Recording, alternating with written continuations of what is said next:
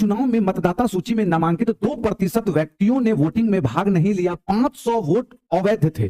2 उम्मीदवार ए और बी चुनाव लड़े और ए ने बी को 200 वोटों से हरा दिया। इसमें सबसे इंपॉर्टेंट ये लाइन है, यदि मतदाता सूची में नामांकित व्यक्तियों में से 43% ने ए के पक्ष में वोट डाला। यहां जरा कंसेप्ट को पकड़िएगा, ए जो है वह जीतने वाला उम्मीदवार है और ए को जो वोट मिल रहा है वो वैलिड वोट से काउंट नहीं किया है। वो किससे काउंट किया है प्यारे बच्चे? मतदाता सूची में नामांकित व्यक्ति में से। बात समझ में आ रहा है ना? तो ऐसे प्रॉब्लम को कैसे बनाएंगे? अपने सुविधा के लिए हम क्या करते हैं, टोटल मतदाता को हम 100x ही मान लेते हैं। बात समझ में आ रहा है ना?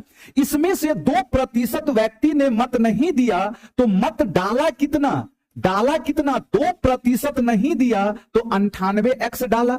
लेकिन इसमें से भी 500 वोट क्या हो गए प्यारे बच्चे? अवैध हो गए।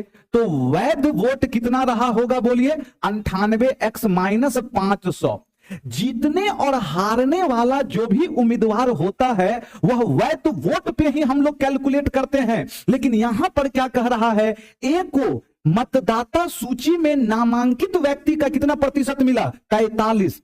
ए को कितना प्रतिशत मतदाता सूची में नामांकित 100x व्यक्ति यदि माने हैं तो 43x किसको मिला? ए को। अब जो बचा हुआ वोट होगा वो किसको मिला होगा? बी को। कैसे निकालेंगे? वैध वोट टोटल कितना था यहां? 98x minus 500। इसी में से 43x क्या हो गया? निकल गया। तो बचा कितना मेरे पास बताइए? 55x minus 500। अब यहां पर ए ने बी को हराया 200 वोट से, मतलब दोनों के बीच का अंतर माइनस किए यहां से। 55x माइनस कितना? 500।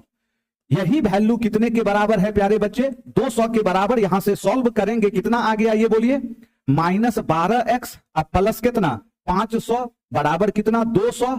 यहां से सॉल्व करेंगे, माइनस 12x बराबर ये इधर जाके माइनस 300, तो x बराबर कितना आ गया मेरा? 25। अब यहां ध्यान से सुनिएगा, 3-4 प्रॉब्लम आपसे कहा था टोटल मतदाता सूची में कितने व्यक्ति हैं, x का मान 25 आया। 25 गुना 100 कितना हो जाएगा? 2500। लेकिन हमसे क्या कह रहा था, डाले गए वोटों की कुल संख्या, तो डाला गया वोट 98x है ना, मतलब 98 गुना 25, इसका मतलब 2400 कितना? 50। डाले गए कुल वोट कितने होंगे प्यारे बच्चे? 2450।